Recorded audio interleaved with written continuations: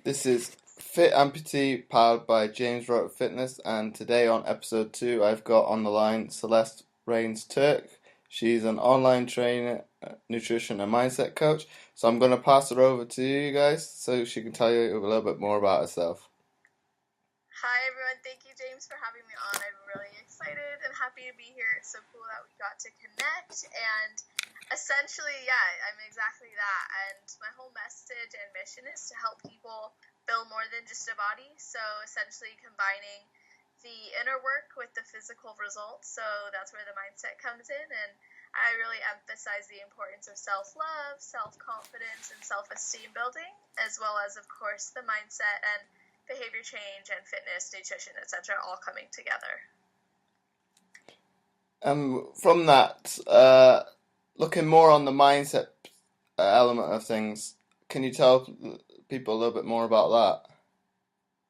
Yeah, so with mindset, it's a lot about, usually it always comes back to like who you believe you are and your identity.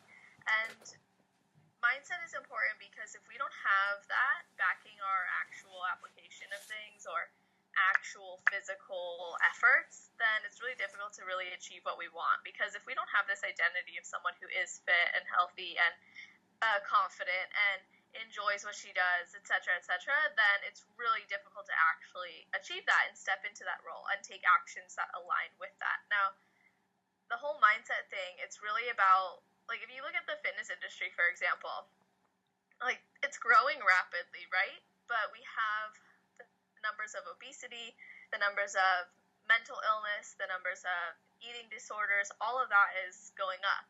So it's amazing that yet we have this powerful industry growing, but all these things are also growing with it. So if you look at it, most of it's very preachy on quick fixes, diet, and exercise, but the one thing that's missing is mindset, and I really believe that that's what is keeping people from really moving forward in their journey and focusing on that inner work and loving themselves.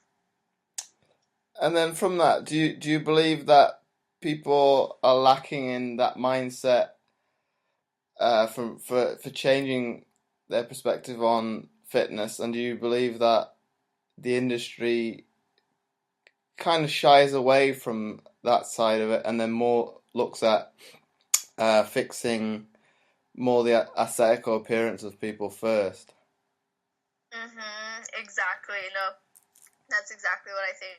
I think there's a lot of focus on how we appear rather than how we actually get to the appearance we'd like to have and accepting. And, like, trust me, I'm not like my version of self-love is about improving where you are and loving yourself enough to change if there are things that you're doing that's accepting where you're at. If you're in an unhealthy state, if your body's unhealthy, that's just self-destruction. It's not actually self-love. So I'm all about, of course, moving forward and preaching about, we have to have a healthy body. But I think that the main thing is, if you look at it, if someone's not actually ready to change in the sense of their only focus is on this outer appearance, I know personally, like, when I actually changed my outer appearance, there was still something missing. Like, even though I had the body I wanted, I was like, well, why don't I feel how I expected I would feel? And it's because, well, the inner work wasn't there. The mindset wasn't there.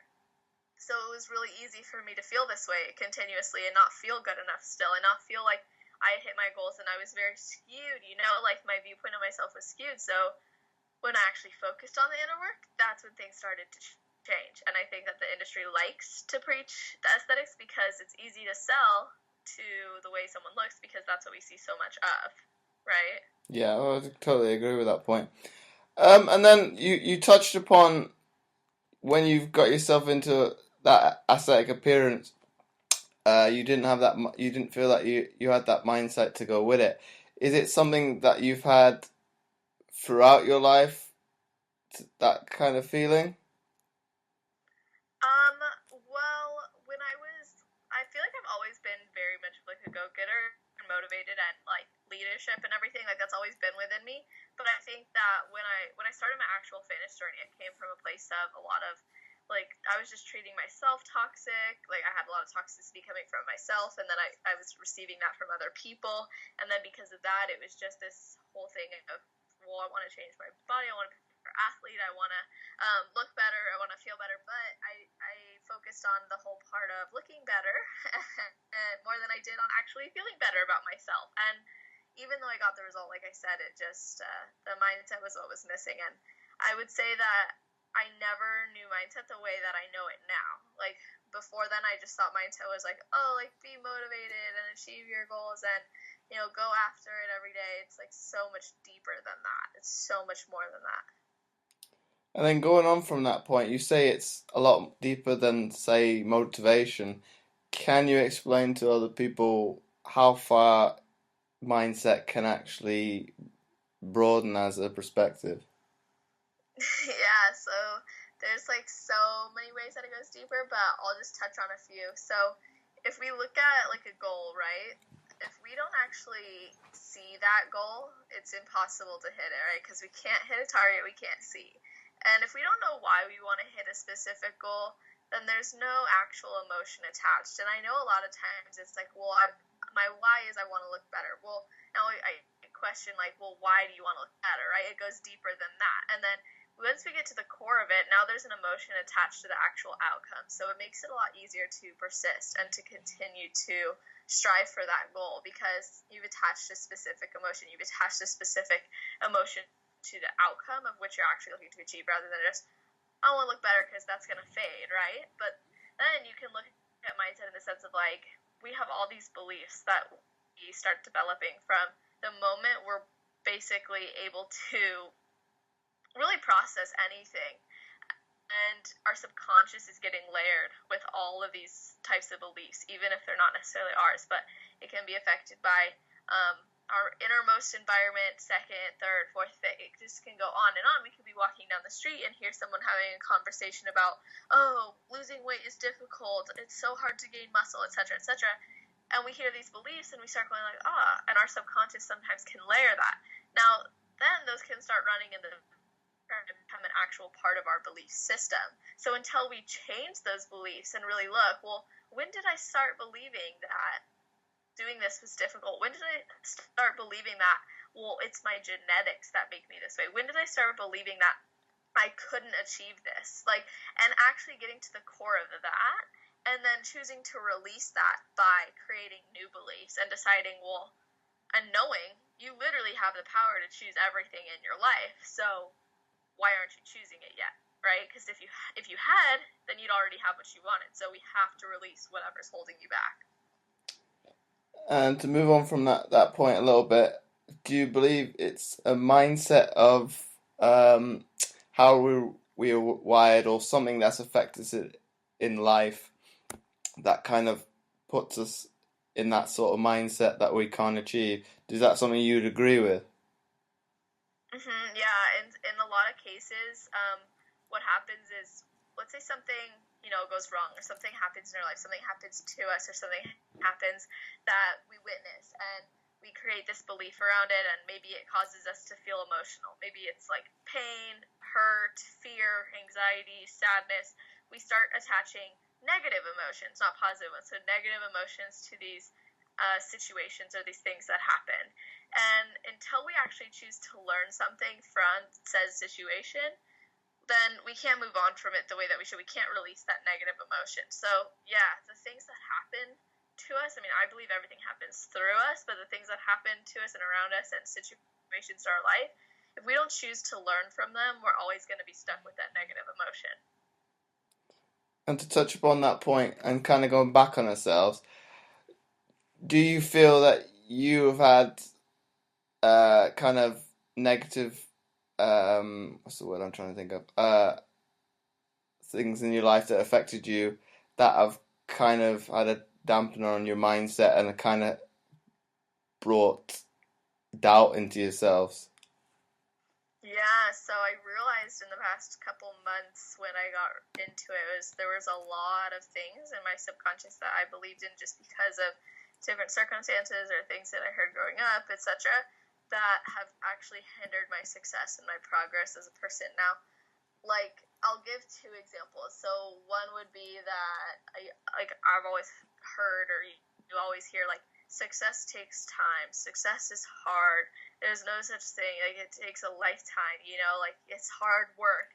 It's a grind. It's a this, it's that. And then you're going through whatever it is you're trying to achieve, and you're pursuing this, and you're believing in the back of your mind, like, oh, this is supposed to be harder. This is supposed to take more work. This is supposed to be difficult. Why is this not feeling difficult? Or maybe it is feeling difficult, and it's because, well, you've chosen to believe that success is supposed to be difficult. It's supposed to be hard. It's supposed to take a lot of time.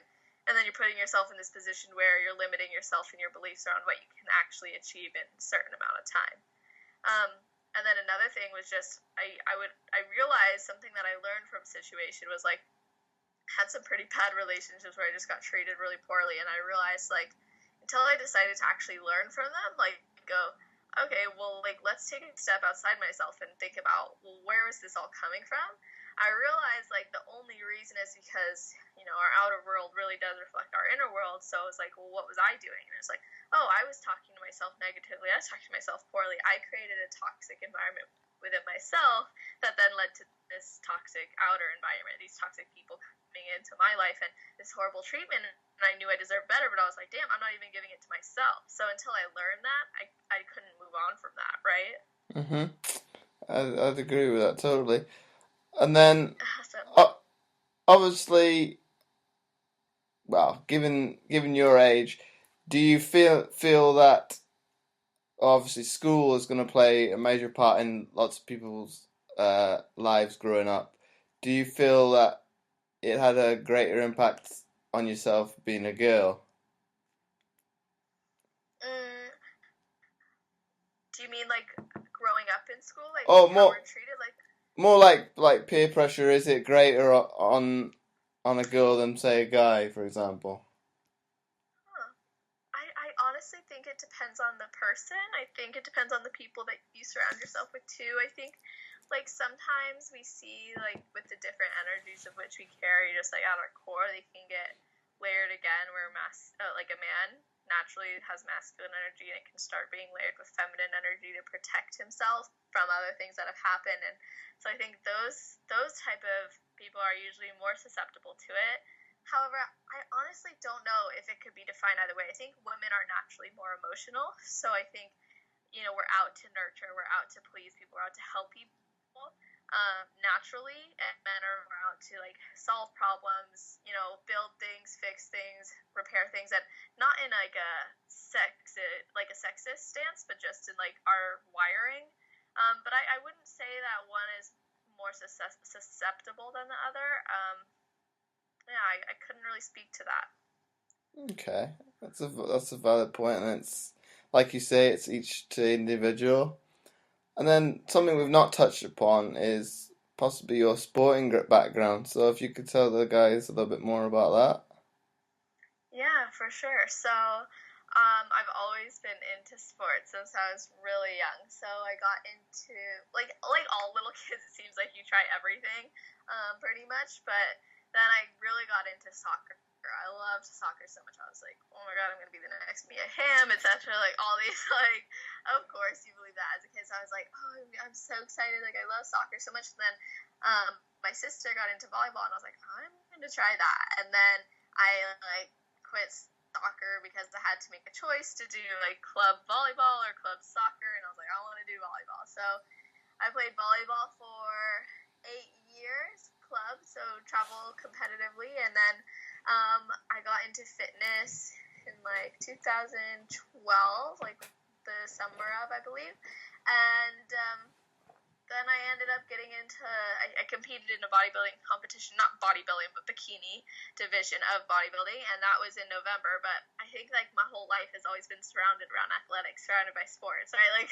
go to school, come home, eat, go practice, come home, do homework, go to sleep, wake up, same thing, and it just on repeat for, like, your whole life. And then when I decided, like, because I was going to go play in university, and then I decided I didn't want to anymore. I wanted to really pursue my fitness career, my fitness passion, and just, my business in general with helping people and standing behind my message. And when I came to terms with that, it was weird. It was like I had to grieve it, because being an athlete for so long in that sense, like on a team, like that kind of athlete, was like, oh my god, this is so crazy. That's not going to be in my life anymore. But I realized, like, it led me to be a lot of who I am and where I am today. So you learn so much from sports. So that's pretty much my sports background. And have you found it difficult transitioning from a team sport environment to running a business by yourself? Um, Honestly, no. I actually feel like it's been easier for me, and I think that's just like I think that's more so because I really enjoy what I'm doing and like the independence that it gives me and that I have within it, and that it's a lot of it's just like based on me and like my contribution. And I know like as a team sport, it's like everybody's contributing to the greater goal, right? Like that's really cool aspect. Now the thing with like a business is like it's you and just you, right? It's like your own game, your own competitive thing, and there's no one you're really competing against because it's just you. And that's what I really like is that I have like that full control. Like I am playing all the roles, and I'm not sure if that makes a lot of sense, but I just like being able to do my own thing and take the reins. And I think that the leadership that I learned from sports has helped me to take control and lead myself and my business. Okay, that's a valid. That's a good point to come across.